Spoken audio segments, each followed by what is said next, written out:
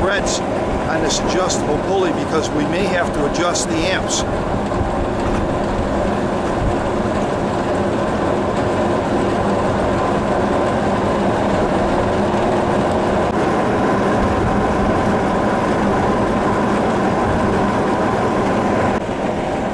What he did, he knocked the pulley down a little bit to help get some of that oil down in there because it was really seized on there pretty bad.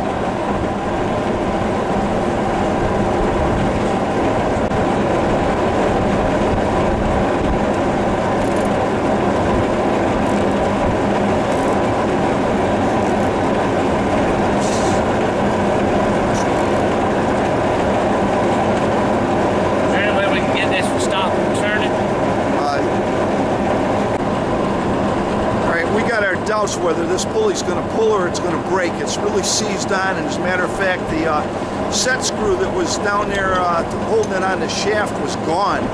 So there it goes. It broke. That's what we thought was going to happen. So there's the broken pulley right there. So we're going to have to get on the truck and get a new pulley. Now what we're going to do right now, we're going to check our voltage to be sure we have low voltage. And I was just telling this technician that 95% of the time when we work in these kitchens, it will be low voltage. Very seldom do I ever encounter high voltage in a kitchen application. I don't think I've ever remembered it in. So what I'm going to do right now, I'm going to switch the switch on. And he's going to test one lead to ground, and he should be getting about 120 volts.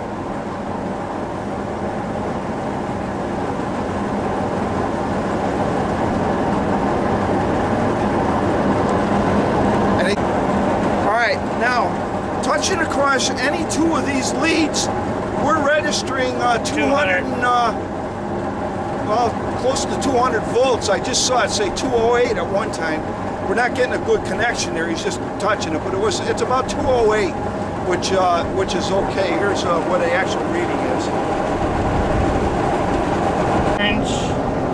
All right, what we're doing now is we're pulling the leads off of the high voltage terminals, and we're repositioning them on the low voltage terminals just as that diagram said. Alright, we're undoing the screws on this this connector that screws into the motor. We got to be able to screw it in, and it won't screw. Well, this half is still on here, so we're going to undo these so we can take this thing off and spin it.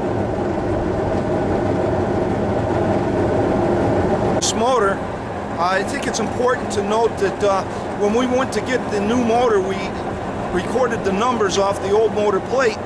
You know, like I said, one of the more important numbers to get is the frame number. And that determines what kind of a frame we have holding the motor on, as well as the shaft size and length. Very important numbers to have when you're picking out your new motor.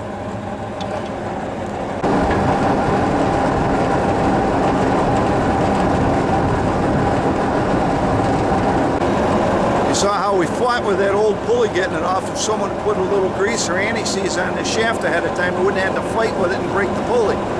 So that's why we're taking the time to lube it up before we put this new pulley on.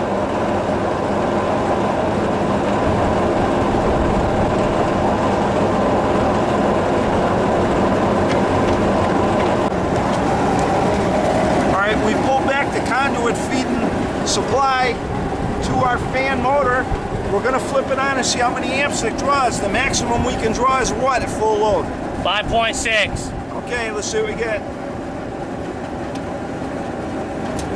No, let it run. Oh. All right, it's running at 4.5. So we're well below our maximum amp draw. So we should be set to go.